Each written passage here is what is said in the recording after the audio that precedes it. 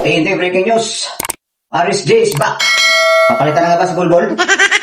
Parang maaari nga papalitan si Bulbul kasi pagkatalo kagabi. Tinalo po ang TNT Tropang 5G ng Phoenix. Yun, laban nila ha. So, yun.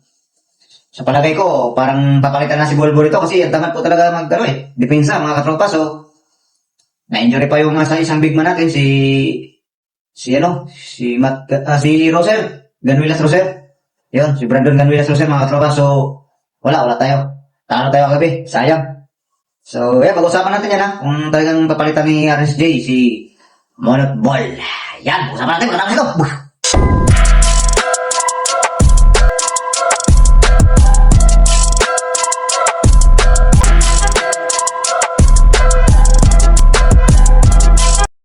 Ayun guys, PB update po tayo, and TNT, Tropang 5G update po tayo. So, bago po tayo magsimula, ang pag-usapan natin ngayon ay about sa TNT ha. So, bago po tayo magsimula, pwede pong makahingi ng isang pabor dyan. Kung hindi pa po kayo nakapag-subscribe, subscribe na po kayo sa ating YouTube channel, The Banjo Vlog TV. And palike and share po ng ating video. Maraming salamat po. Ayun, umpisahan na po natin to. Huwag natin patagalin to. Ayun po, si RSG po ay nasa Pilipinas na po. Bumalik na po sa TNT Tropang 5G. Ayun. Nakita nga po natin sa balita na nagpa-practice yata si RSJ, yung shooting. Yan, ay lagay natin yung screen dyan, ay lapag natin yan ng shooting siya dyan. So, yan.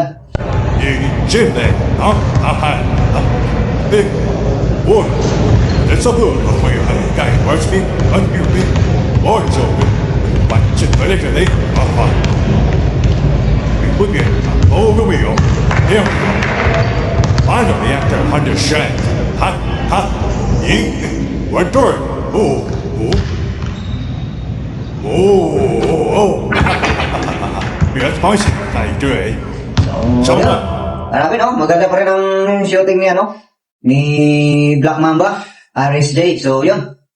Maaari ba kayang palitan to si Bulbul kasi natalo po ang TNT kagabi, ng Phoenix, mga katropa. Talo po sila sa Phoenix, so pero palagay ko dito, parang hindi si Bulbul talaga problema Nagdadalawang isip ako kasi Bulbul, okay naman yung performance niya. Naka 30 points siya. Nung laban na sa Phoenix, 20 rebounds, and 3 blocks. Yung. Ang ayaw ko lang kay Bulbul mga katropa, ito sa totoo lang. Pag tumira kasi si Bulbul sa kabila, sa atin, sa ring natin, pag sumablay po, ayaw pong bumaba sa depensa, kaya natatakbuhan tayo ng mga napapasbrikan tayo Pero kung ako kay Coach Reyes, pag gano'n ang sistema ni Bulbul, dapat may patatakbuhin na kagad siya na power forward, hindi kaya small forward. Dalawang isang guard saka power forward, tatakbuhin kagad sa kabila kasi alam naman niya na si Bulbul gano'n ang sistema lagi. So dapat gano'n gagawin ni Coach Reyes at saka sa mga coaching staff. Pag-usapan nilang maayos kasi nalalapit na po tayo sa playoffs mga katropa. Dalawang games na lang po ang bawat team. Na tayo, magpi-playoffs na. So, ang standing po natin ngayon, 6-4. 6 win and 4 losses. So, ang habulin sana natin dyan, yung makapasok kayo sa top 4. Kasi ang 1, 2, 3, 4, may twice to beat advantage sila Kasi ang 6, 7, 8 twice to beat disadvantage. So, delikado tayo dyan pagka napunta tayo dun. So, kailangan ipanalo natin itong dalawang laro na natitira. Yung Magnolia at saka Barangay Ginebra. So, gano'n po ito katotoo mga katropa, yung papalitan si Bulbul ni RSJ. So, ito pag-usapan natin to. So, wala pong katotohanan yan na papalitan si Bulbul ni RSJ kasi po si Jefferson po ay may injury po yan, Achilles po yan Kaya hindi po talaga yan pwede maglaro. So, may kontrata naman siya sa TNT kahit hindi siya naglalaro, kahit na-injury siya. So, pinapunta siguro si RSG dyan sa akin lang, sa loob ko lang, pinapunta ni Coach Reyes at saka ni team manager Jojo Lastimosa si RSJ para magabayan to si Bulbul, para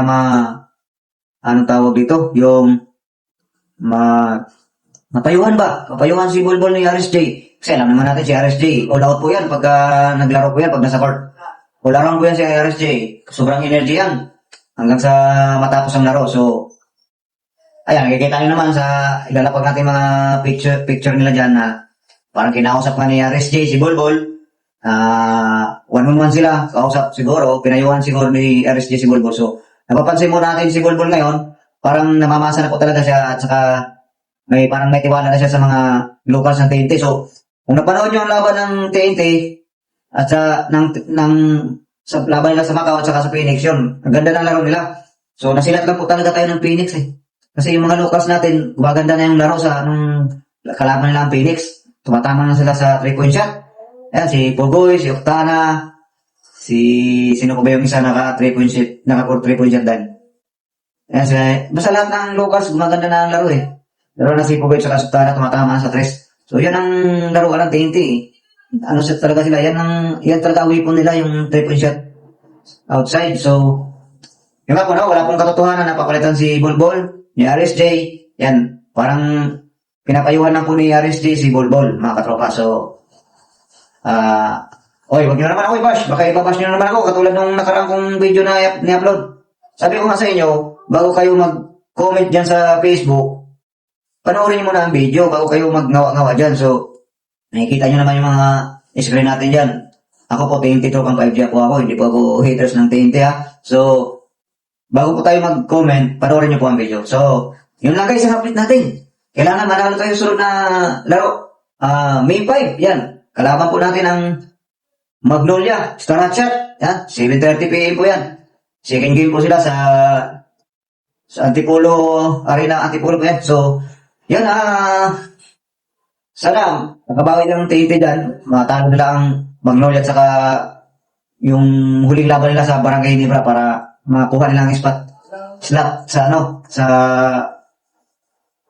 twice to beat advantage yung 1, 2, 3, 4 kasi ang 1, 2, 3, 4 po ay may twice to beat advantage. So, yun.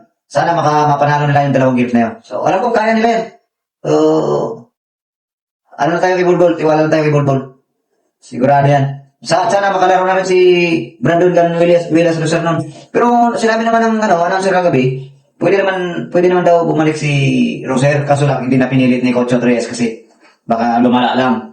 Kasi malapit na ang playoffs eh, kailangan natin talaga si Brandon sa playoffs. So, yun. Okay lang, matalo tayo.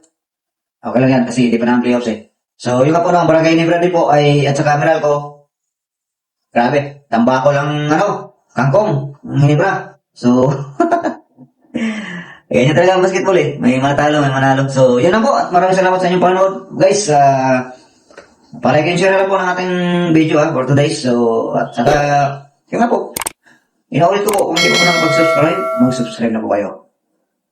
At inaulit ko rin po, bago kayo mag-comment sa ating video, panoorin nyo muna. Tapusin nyo muna yung video bago kayo mag-comment. Kasi, binabash kasi ako, dahil nagbabash sa akin. So, TNT Tropang fans dyan, TNT fans, binabash tayo, panoorin nyo muna ang video.